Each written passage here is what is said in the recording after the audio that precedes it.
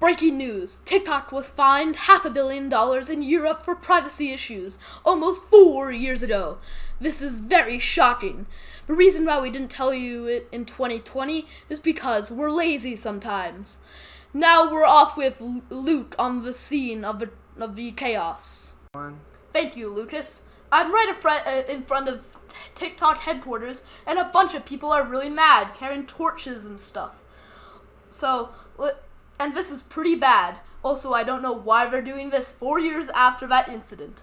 But let's talk to a random guy to see what pillar of democracy he thinks this is. Sir, can you tell me what happened today?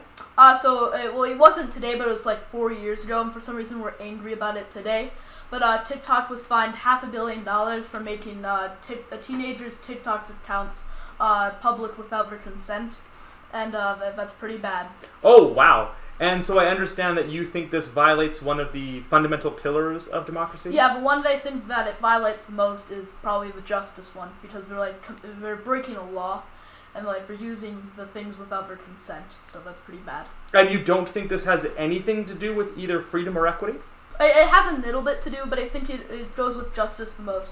So freedom, they don't have the freedom to make their TikTok accounts private, and that's pretty bad. And also for equity, they should be able to have what they need, like a private TikTok account, and TikTok's taking away that equity from them. Oh, interesting.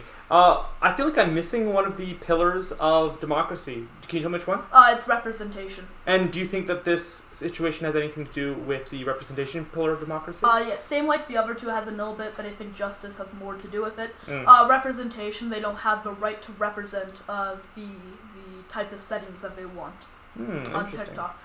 Thank you, Luke, for that amazing interview of that random guy that we found on the street that was mad about this thing that happened 4 years ago. And that covers up all this news stuff.